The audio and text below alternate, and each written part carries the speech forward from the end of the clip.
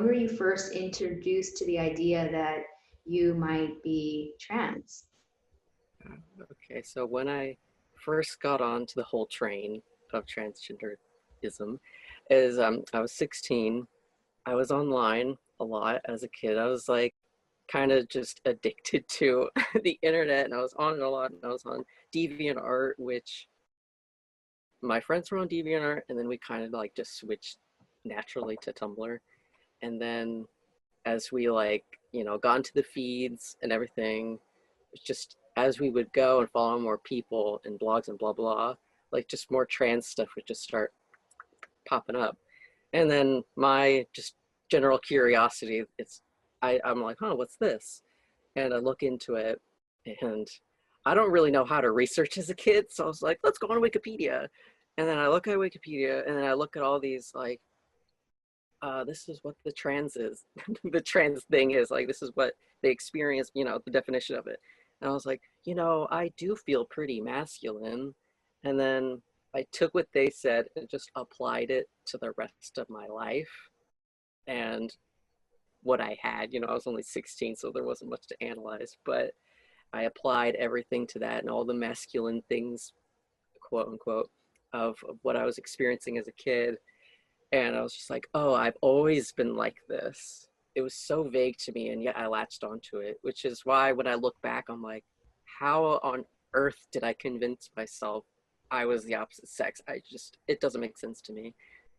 I don't know how else to like really explain how it went on. It was so nebulous and so weird, but I knew I had some issues, like social issues mostly. And I was kind of trained to be kind of guyish because I had older brothers and my mom was kind of masculine, and my dad is a man. So I was like, I want to deeply connect to this. And it was just like what the internet was saying that clicked with me. It was that masculinity. I didn't even really know what it was. I just knew, oh, my brothers are boys, so, and I want to be like them, so then I must be a guy. That's what it wasn't like a WebMD sort of somebody diagnosing me or I'm diagnosing myself. It was just like, this feels right. And so I thought that men had it way easier than me, and that's why I went for the masculine thing.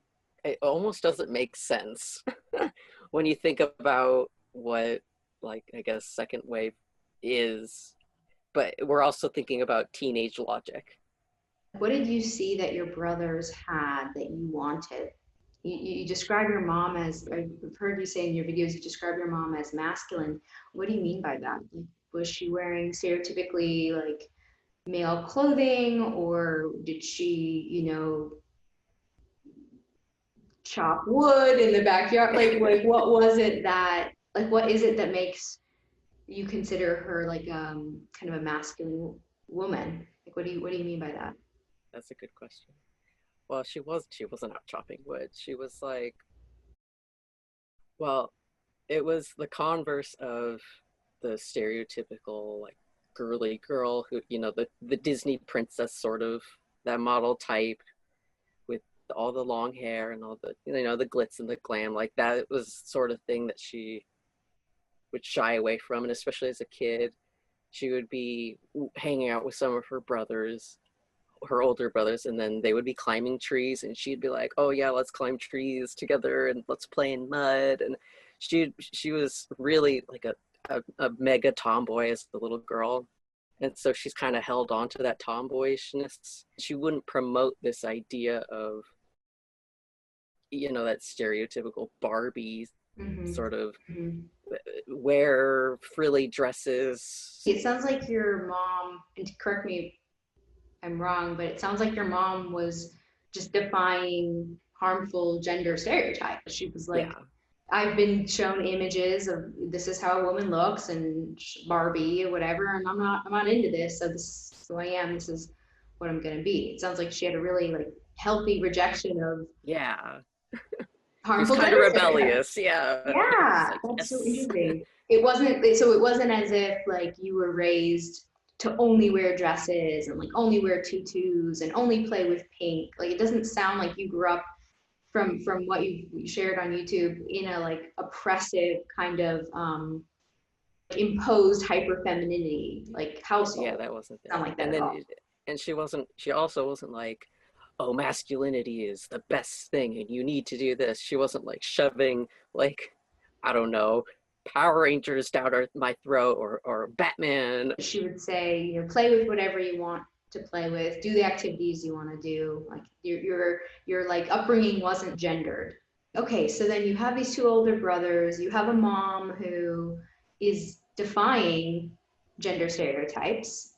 Then what was the distinction? Because I'm guessing that your mom didn't identify as trans and wasn't taking testosterone. So what was it about it that you think like wasn't enough to kind of be in your body and doing kind of like mimicking the way that your mom was moving through the world? What did you see as alluring or interesting or promising about taking testosterone and then like passing potentially as a man through the world? Well, with my mom, when I was younger, we had like a really stressful, tumultuous relationship because my parents divorced, and there's like, the separation from like the entire family, just kind of like totally disconnected. And divorce is really stressful on children. It affected me in ways I didn't think would affect me. I mean, I had no idea. I was very, very young, 6. I had no bearing on what was really happening emotionally. And I felt like I could express myself to my mom because I guess you could say I was kind of like a daddy's girl. So I was like really connected to my dad, and just seeing him kind of disappear from my life in a way because of the whole I have to go to this house now. Like that like crushed my little heart. And it's not funny. I'm just laughing as a defense mechanism. And so that sort of separation from my dad, like that left a void in me as a kid. And I wanted to connect to that so badly. And so the whole trans thing like came in. It was just like, I wasn't consciously thinking of it. I'm pretty sure all of it was really subconscious. And I saw trans stuff as like, this is a way for me to connect with my dad. That's what I believe will happen to me.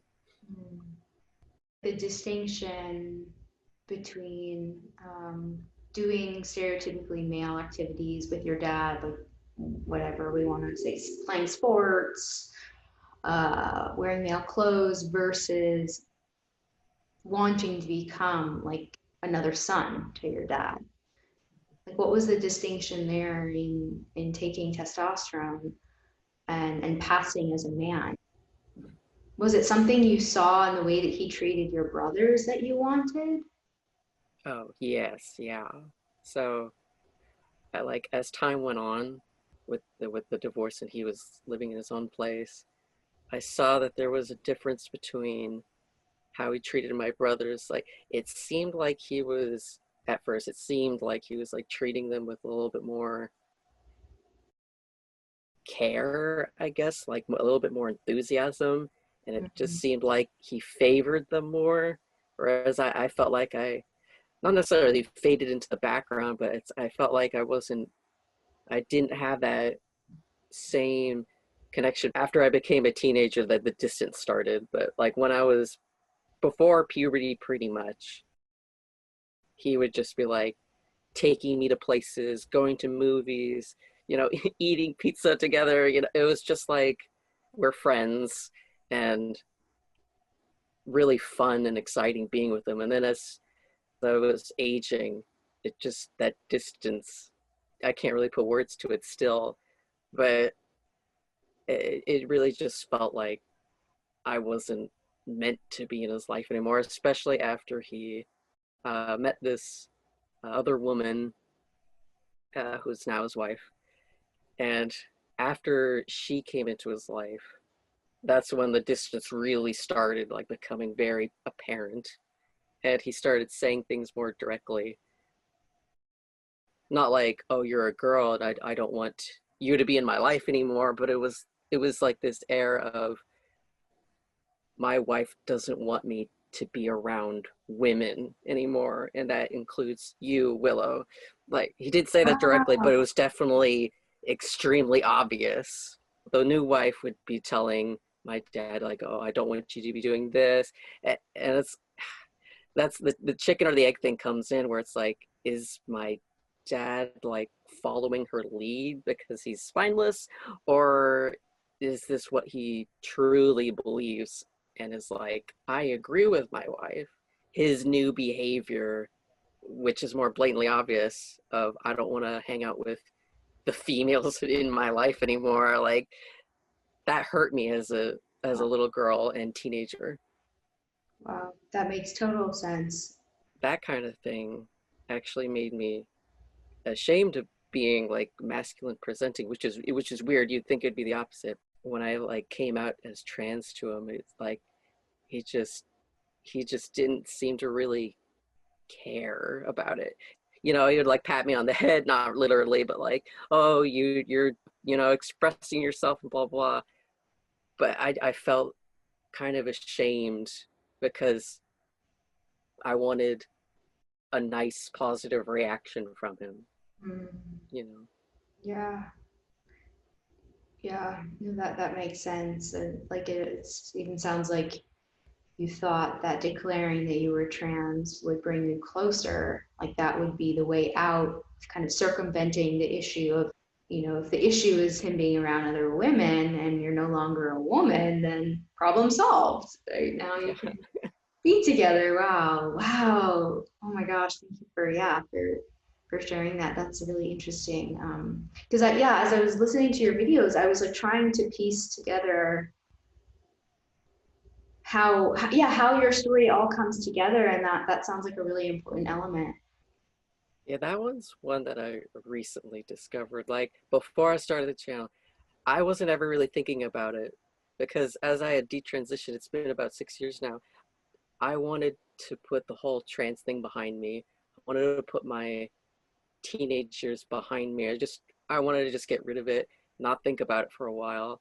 And it did really help my mental health, and I believe I needed to do it in order to just heal. So as I started the channel again, and like meeting more people, learning new things, it's all like coming together now. Mm. Every video comes up with a new thing, like, oh, this happened to me, because it's actually new to me. Wow. Okay, so then take us back to you're 16, you've told your family that you're trans. What was the reaction from your mom and your brothers and your community? My mom and one of my older brothers, not the oldest, but one of my older brothers, they were both like, you don't give me guy vibes. You're not a guy to me. There's nothing very guyish to you. And then my mom would say, I'm not understanding how you pieced this together. She didn't say it exactly like that, but definitely like, you're very feminine. I don't see you as a guy. That's what she would say. And my brother would just be like, this is weird. And then my oldest brother reacted more like my dad, where it was just like, you're being yourself, good for you, and then just kind of fades. And then my community, meanwhile, in high school, I was the only trans identified person in the school. So I was mostly talking with the female faculty.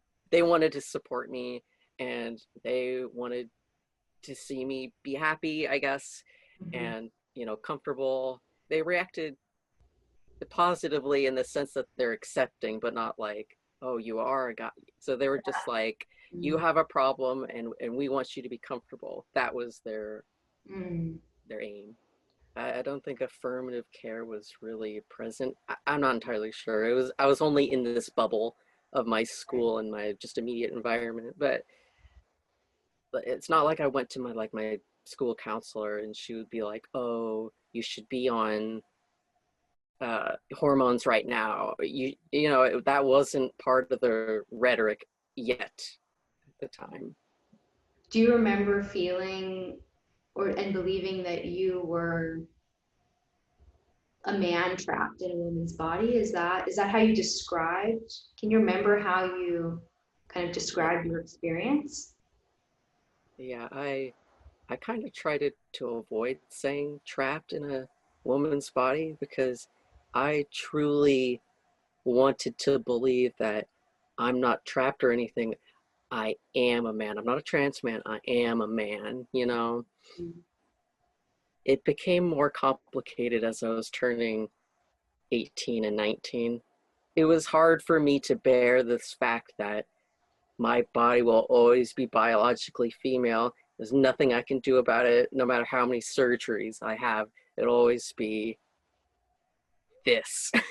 There's nothing man about it. I can't change it. And that's one of the things that, like, when I was 19, that's one of the factors that went into I should stop doing this. Mm, um, I know you considered surgical procedures, but then didn't. Can you describe the changes that you went through and what ultimately, yeah, made you say like, I don't think I want a double mastectomy or hysterectomy? Uh, When did you yeah, start so when, testosterone? How often were you taking it, and where did you get it? okay. Yeah, so where I got it was from my doctor who had lied to the insurance company claiming that I had a hormone imbalance, and it still says it on my health chart today. Uh, Oh, because it and was hard at that point. So it wasn't as easy. You didn't just go to a Planned Parenthood clinic and yeah, okay, wow. yes, it worked differently back then. It was the era where you had to lie to your doctor for your doctor to lie to your insurance company, but the trans activists at the time were starting to trick doctors to already just be prepared to lie to the insurance companies. And I caught on to that right at that point. So I was lucky in that way, if you will. And so he just gave me the testosterone like it was candy. And he was basically just as happy. You know, here's your lollipop, little girl. Have fun with it. And so as I got onto it, the changes, the physical changes, I'll start with that.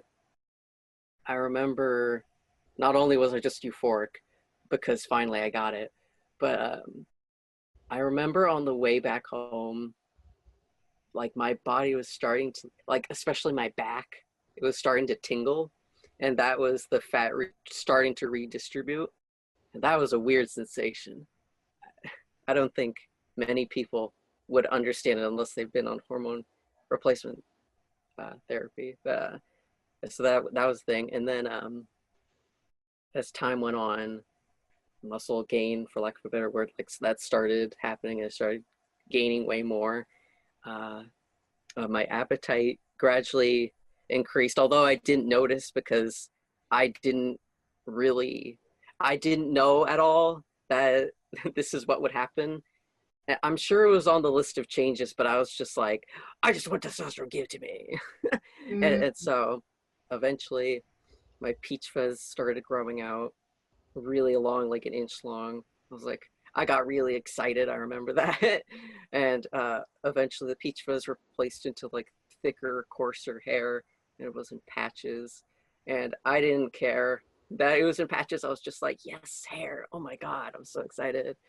And my hairline started to recede so it could make a square appearance for my face, because that's the masculine way, because women have more round hairlines. And then eventually, I don't remember when exactly, it might have been the third month, my voice started to drop, and that was extremely exciting because finally my friends who were boys would stop making fun of me for being like a late bloomer. I don't really think cartilage changed. Some people will say like their nose widened or their feet widened. My feet might have widened, but I'm not entirely sure. And my hands didn't change. My shoulders didn't really broaden. The only thing that made it look like it broadened was the muscles. And yeah, but basically things just got like more taut looking rather than like round. Mm. So I went from like bony but round because of where the fat was placed to just this straight lines. That's what men are. They're straight lines. Right, right. And you described the euphoria. Did you have more energy generally? Yeah, I was a lot more awake, a lot more horny. That's what Mm, testosterone does to you. I had a lot more more of a drive to do things and be more bold and courageous. It did kind of get me out of my shell a little bit.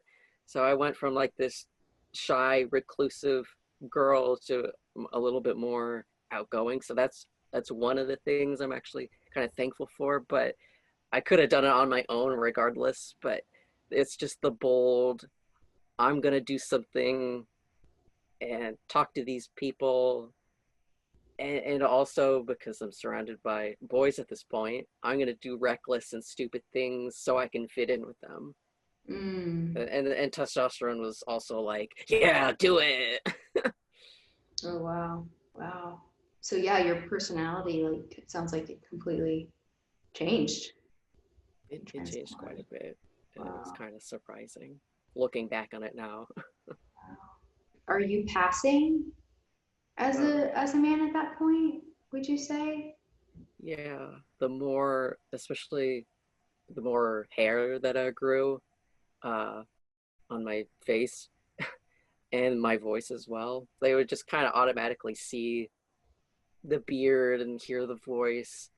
And my hands didn't change, so everybody was kind of like, huh, you got really tiny hands, but I'm still gonna consider you a guy, even though you're probably like one of the smallest among us. Right, right. Wow. You said bold and courageous. Like the guise of being a man made you feel bold and courageous, which is, I think, really an important point that, that is not the default setting for women as we move through the world. Sounds like it opened up a lot, actually, in a way that is just so much more difficult for women because of the judgment we receive when we are assertive and bold and courageous Yeah. and all of that. Oh, that's interesting. So then, were you friends with other trans identified youth? Like, what was your? You said you were the only trans identified person at your school. Did you then like connect with other trans people, or was it just over the internet? The funny thing is that when I went to trans youth support group in Seattle, I don't know how old everybody was, but they felt young. I remember I couldn't connect with them. Like they would laugh at some of my jokes and I would laugh at some of theirs, but there was just this complete, I felt like the black sheep among the group. Not even a sheep. Everybody was sheep, and then I was like a fish. It was like what? It was so weird to me. And then when I was online, people were like gender fluid on there. I guess that's under the umbrella of transgender. But I would meet some of these people, and we weren't necessarily friends. I mean, I would mostly make friends with other young women as well, which is kind of funny. And then as I turned 19, I remember I started dating this one, I want to say agender. They went by they them pronouns and we respected that. And we were online dating for half a year. I felt so weird with this. You were dating someone who was considered themselves agender, but what was their sex? They were biologically female. Okay. And there was like both an incompatibility thing and also just I just felt strange around. I don't want to sound like I'm being discriminatory, but it's just like it just felt kind of weird to me in some way. I don't know what it was about it, but eventually we break up, and then I meet somebody else, and we're not necessarily friends, but we're kind of like friendly. We were friendly, and this person, I remember they were definitely agender. I don't remember.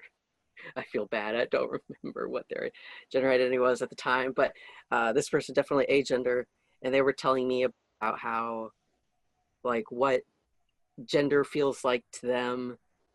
I don't remember exactly what they had said, but whatever it was, it like totally clicked with me.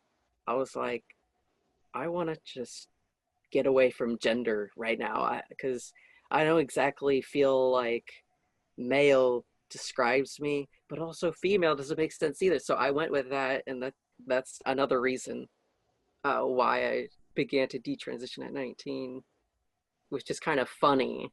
Like I didn't really seem to get along with other transgender people, and they ultimately made me want to go back to what I am, you know? Mm.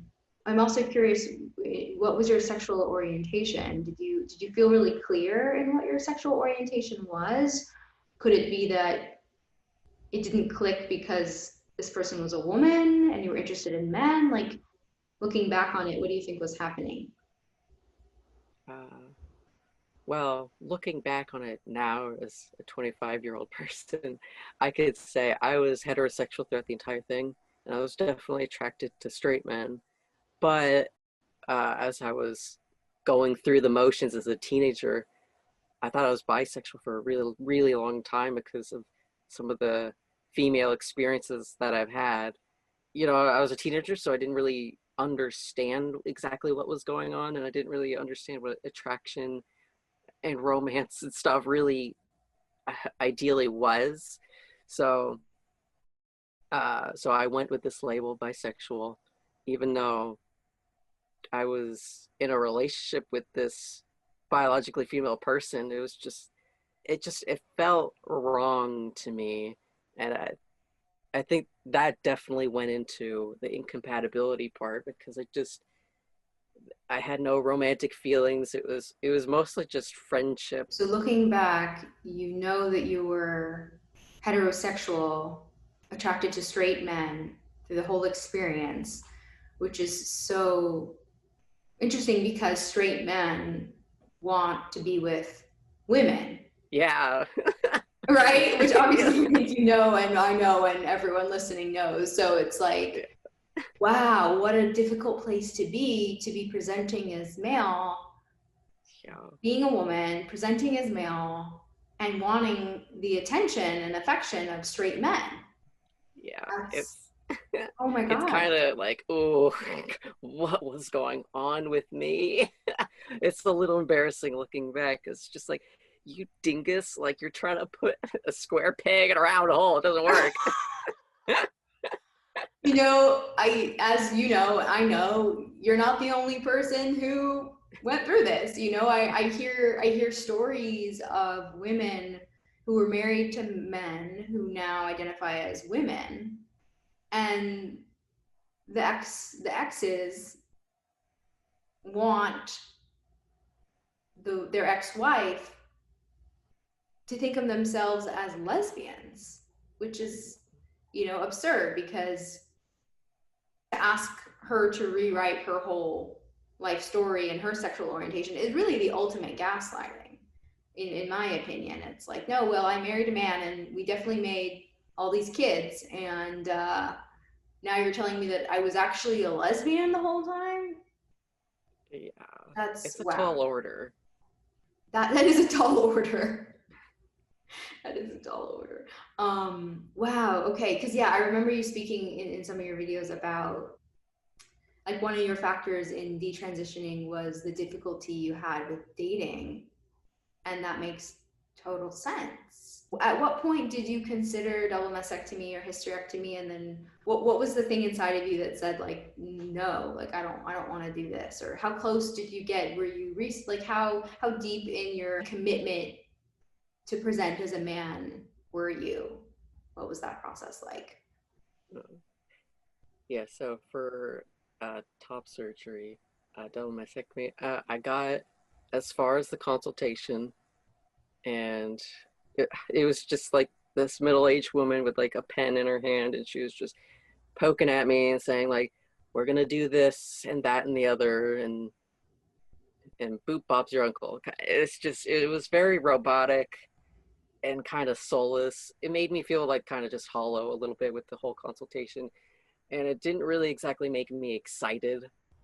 I don't really exactly remember how I felt, and I think because I don't remember how I felt, it must have been so underwhelming.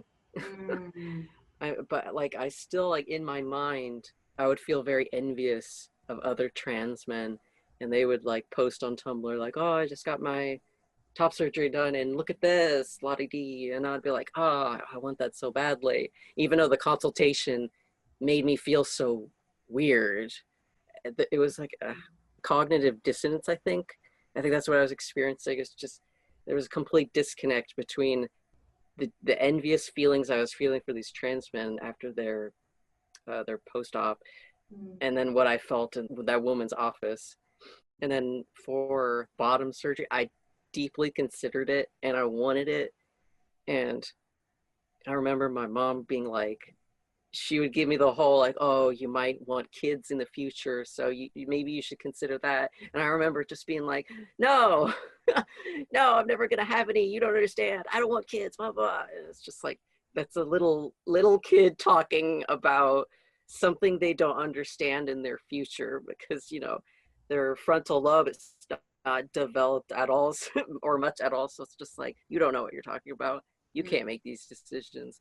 But yeah, I was deeply considering it, and I think I wanted to go for the one where they get the uterus out of you. That's what I was looking at, A and hysterectomy. removing the ovaries too. Yeah, When I hear you describe the trans man who like posts, the picture in the group, I think one reaction to that would be like, wow, there's someone who seems to be resolute in their decision, which is ironic because I think with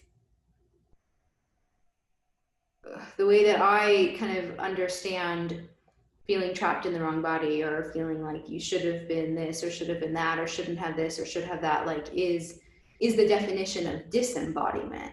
But then there are trans identified youth who are saying like this is everything, like this is the best day of my life, I'm finally complete, I'm finally whole.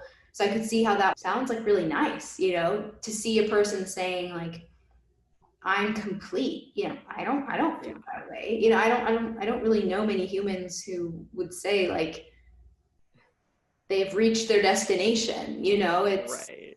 I feel whole. I feel a sense of embodiment in my flesh and in my sex. I feel at home in my sex, but this idea that like we can have this image in our mind of what we should be and then achieve that is an illusion. But I could see as like a teenager or a young woman, yeah, feeling like really inspired by someone who feels is like promoting a sense of extreme confidence. It's very attractive when they say stuff like that. When you're chasing surgeries like that, you are trying to chase something very unattainable because we really can't find peace in just like changing our bodies. But it really is all a psychological thing. Once you find inner peace, you're like, I don't feel the need to change myself. The ideology promotes the idea that we are like wrong.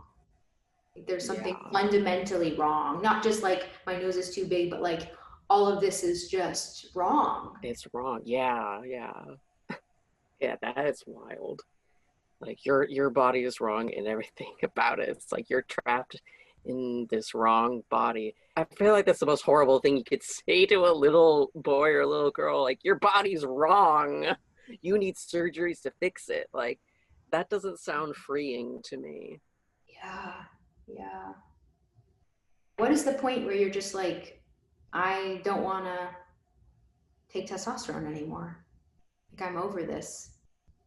The major thing that really set me off was the dating life, where it was this male coworker of mine.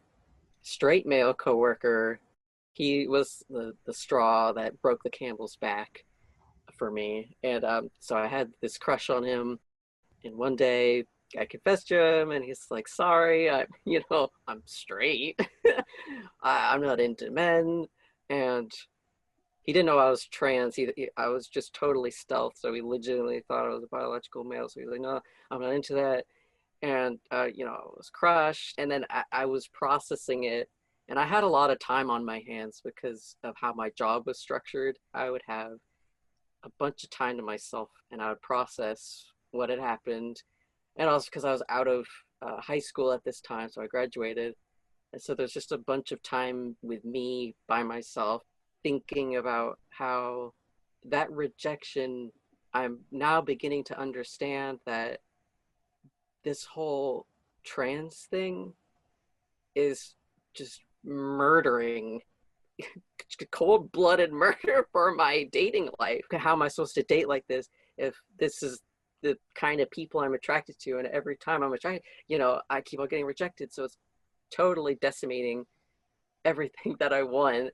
And and then alongside just the dating thing, it was this chore of I would be injecting testosterone. I think it was either once a week or once every 2 weeks. But in any case, I would inject it, and especially the more I was by myself, I was like, why should I keep doing this? And especially after the end of my time working at this place, like it was just like, why am I doing this? I don't really understand like what exactly is the point of this. It was just beginning to feel like a chore to me. And there was other little factors too that went into it, like I guess sort of not existential, but some kind of like, why is it that I have this really masculine female friend who is way more masculine than I was? Like, she just like blew me out of the water with how masculine she was, and just her whole demeanor.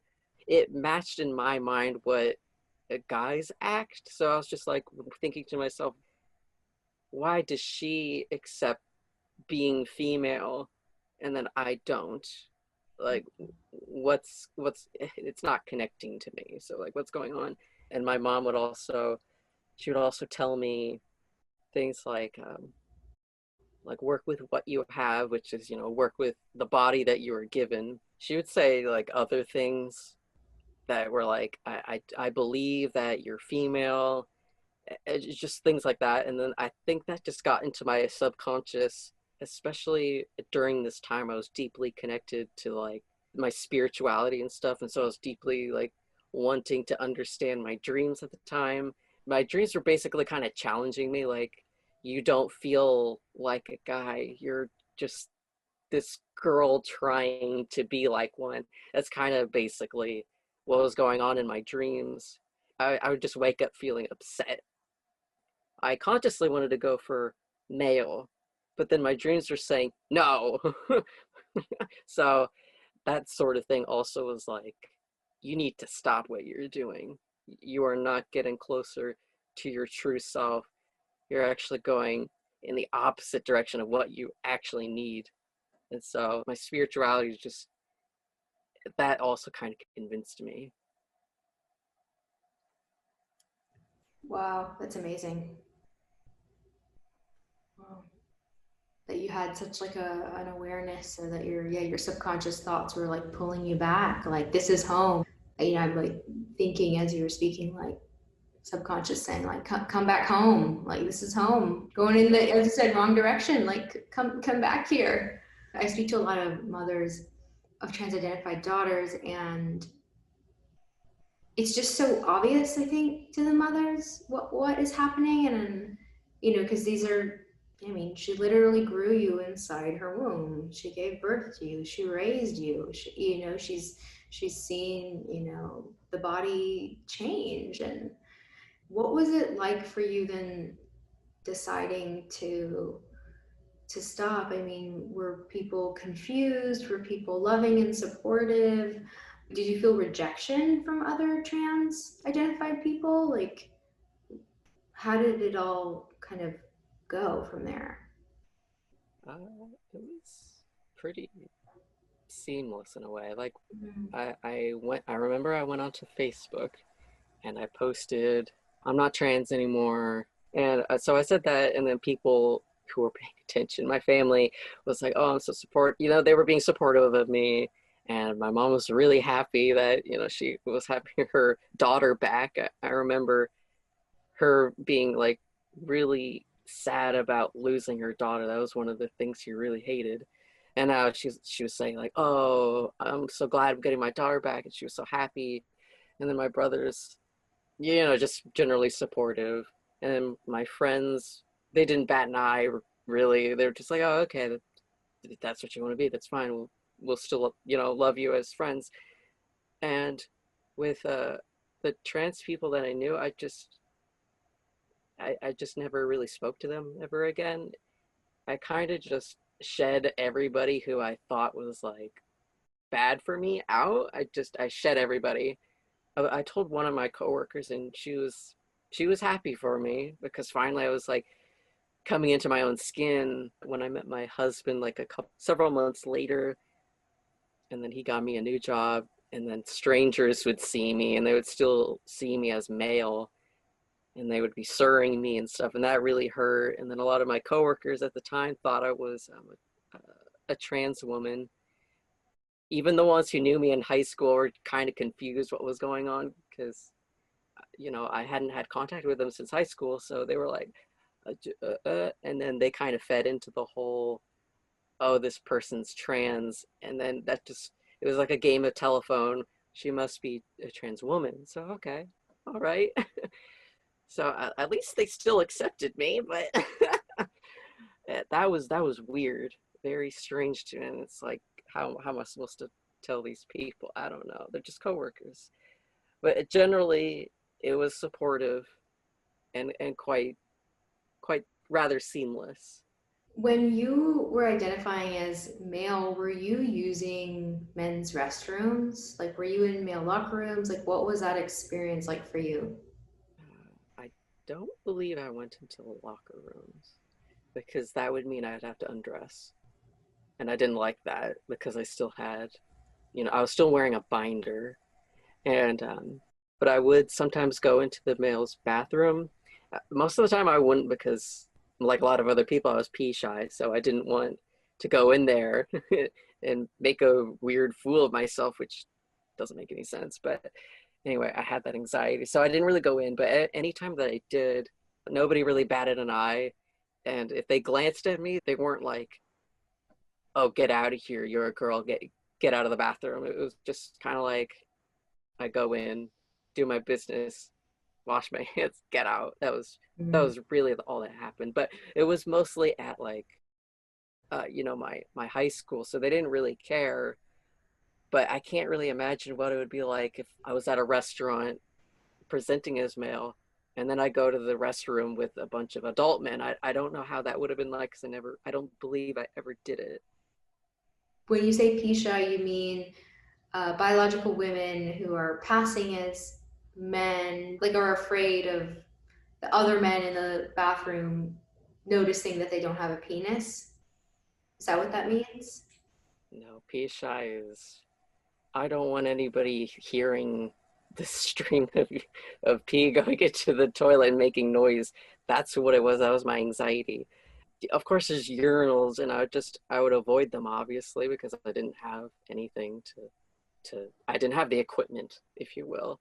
So I'd always go into the stall, but I would just avoid it because I didn't really want to be in these rooms. Not I guess I don't maybe it's not just because of pee shyness, but I just I guess I just didn't want to be in a segregated spot like that because there is still an air of danger to it because there could be a guy who sees me and he could have seen me as a female and he was like a super sleuth for what a female looks like in disguise. Like he could have been like, hey, get out. So there was still that air of it, but I wanted to ignore it and also avoid it at the same time. Mm. Yeah, hearing you say that, like, I feel like so scared. We as women, as a sex class, have a healthy degree of fear in like all male spaces because we know that we are like physically more vulnerable. And so the idea of a woman going into an all male space thinking that she's protected makes me scared, you know? Yeah. It's different than a man going into a woman's space, right? A biological man going into a woman's bathroom, you know, he is very much protected and can dominate, you Yeah. know, the women in this space, right? He's not at risk of physical violence, right? He might be yelled at, women might get upset, they might report him to the manager, but his physical body is not in a state of threat. Whereas, yeah, when I imagine young women going into those spaces, I it really scares me. Like the desire to want to be seen as man, the desire to, you know, just like as you said, like, no, I am a man, no, I am a man, no, I am a man, overriding like a healthy sense of fear, healthy sense of kind of protection. With testosterone, it does give you that, like I was saying, it gives you this confidence boost of I'm going to do it. So you kind of put that fear behind you. But there's still that lingering like female instinct of I can still get hurt. But the testosterone is like, no, no, no, you can still do it. As you were talking, it reminded me of when I would be in the courtyard of the school, of my high school, and I would try to just plant myself surrounded by this huge group of boys. And I would only feel actually really safe around like only like two other guys, but everybody else, it it was intimidating because a lot of them would be like competitive with each other and I wouldn't be. So I wasn't competitive and I didn't see it. So they would be trying to outwit each other and stuff, and then they would always very sharply target somebody who wasn't, you know, sparring like the rest of them. And I was that person. So they kind of, not all of them all at once, but there was like some of them would come up and just kind of try to outwit me and kind of make fun of me and stuff. They would just try to just target me and kind of make me feel terrible. There was still that air of like, I don't necessarily feel 100% comfortable. Whereas with like a whole group of women would be safe for me, as well as, you know, the gay men also in our school. They would also feel safe. So What is your life like now, post detransing? What are you still dealing with? What are the things that can't be undone? Like what is your life like now moving through the world? uh, it's in my day-to-day life and going out in public and stuff. It's fine. It's totally fine. I'm really happy with myself right now, and I think my life is going really well. Some of the things that I still kind of have to deal with because of the testosterone is some of the hair still grows. It still grows in kind of slightly thick here, and that bothers me. I was actually plucking it today. That kind of bothers me, but I feel like it's small enough to not really matter too much. And then my voice, I have tried to train it to this point, and I'm relatively satisfied with it. It could be a little bit better, but I'm going with it. Uh, I'm fine with androgynous, but I think when it comes to online, people will hear it, and if they don't know that I'm a detransitioner, or they just don't know what detransitioning is, they'll just be like, "Oh, well, that's a trans woman that's talking right now." It doesn't bother me too much because, like, I know I'm a woman. Everybody around me knows I'm a woman, and especially my mom, you know, she knows. So it's just like, okay, yeah, whatever. Life is otherwise really good. I don't know. It's always the internet that's always just very. bizarre. My real life is just like, oh yeah, that's a woman, whatever. Gonna move on with my day now. Whereas on the internet, they stick to it. They're like, oh, that's a trans woman. It's very bizarre to me. Mm, mm. Is it because the physiologic changes are similar in the in between, like that a man who's taking a lot of estrogen will still have like a somewhat deep voice. They're exhibiting signs of androgyny, and also women who are coming off testosterone are also exhibiting signs of androgyny. Do you think that's where the confusion is from people? Like that they're not necessarily, I mean, there's certainly tons of trolls and like horrible people out there, but do you think that there is a genuine confusion because both circumstances are somewhat androgynous? Yeah, I would say so.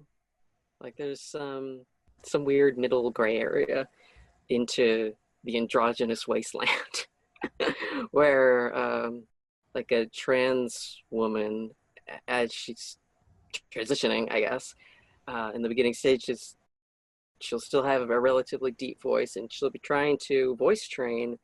And there are some people, trans women, who go really deep into it and they actually genuinely sound like women. And that's really impressive to me.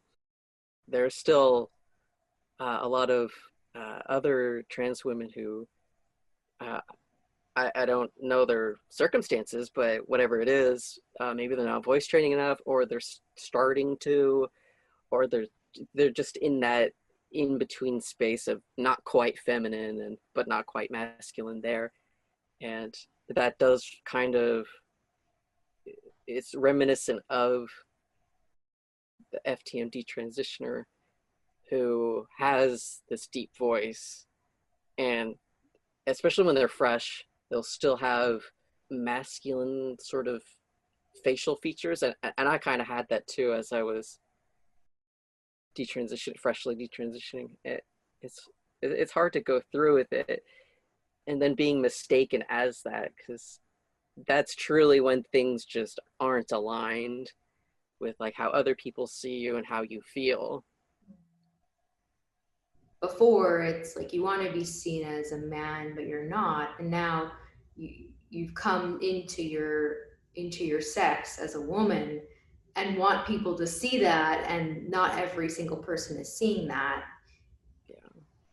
I'm hearing you use the terms like trans woman, trans man. Like, how do you feel about the terminology that radical feminists use? Like, you may have heard me say trans identified woman or trans identified man. Like, where do you fall? Are you militant about the way that you use your language? Has it shifted since detransitioning? Before, like in the beginnings of my channel, I was really all about like, oh, I wasn't true trans, so I'm going to still communing with their lexicon, and I was perfectly fine going with it.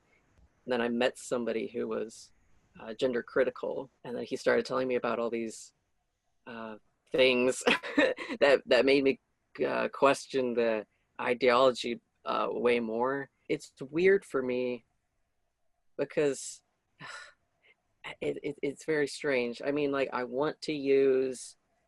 still want to use this lexicon for my channel because I know that's what I guess most people would understand. I guess I don't really like using the word cis woman. Like I will say it when I'm talking with people who are actively using these words and they understand them because they're part of the trans community. But when I'm talking to like people like you, I'll just say, "Oh yeah, that's a woman," Mm-hmm. because we all know what a woman is. Right. Like you described like a different lexicon, but it is somewhat similar to me to speaking with someone who believes in a different religion. If I'm with a person who believes that there's a thing such as, you know, a soul trapped in the wrong body, we're veering into like a religious belief system. If we're talking about souls, if we're talking about things that like can't really be measured tangibly, then we're going into this other realm. And I can believe that you believe, or some, you know, some person believes that, but that doesn't mean I believe it too. It sounds like you're at the point with cis where that's not like your default setting when describing women. Yeah. Yeah, I'd be interested to see if and how that shifts. But I hear what you're saying too, that it's helpful to be versed in the vocabulary depending on your audience. The Yeah. trouble I have is every time I comply or use the right words, I find that I'm reinforcing an ideology that doesn't resonate with me. It Right. doesn't feel true to me. So it's really tricky. But I hear where you're coming from, and that there are perhaps other women who are coming to your channel who very much are in that lexicon, but who have a curiosity, maybe who are just learning that there is such a thing as a person who detransitions, and Yeah. so that all makes a lot of sense. Wow. Yeah. Yeah, that is a good point. I, the way I use this language is I want it to be like one of those people that you were describing that come in and they're well versed into it, but they might be on the fence with transitioning and stuff. I don't want to use the word safe space, but it's like a space of I kind of understand you Mm, and where you're coming from. If I were to use words that you would use, like women, and I wouldn't use those words because I'm afraid, like, if I use them, I might scare these people off, and I want them to listen. So right. that's why I use this language still. Yeah, and I think what's so powerful about your channel and just the stories of detransitioned women is that you're telling your story. Like your story can't be wrong because it's your story. Yeah. Why would you lie about it? That's the one thing that gets to me.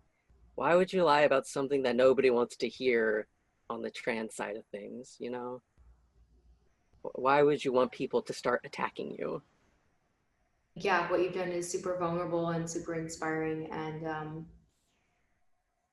yeah, I think something that's coming up in the spaces that I'm in is like how to hold space for women who are coming back into womanhood, and in its vastness, like how do we hold the line for women, as girls, right, to feel grounded and embodied in the vastness of being a part of the female sex class.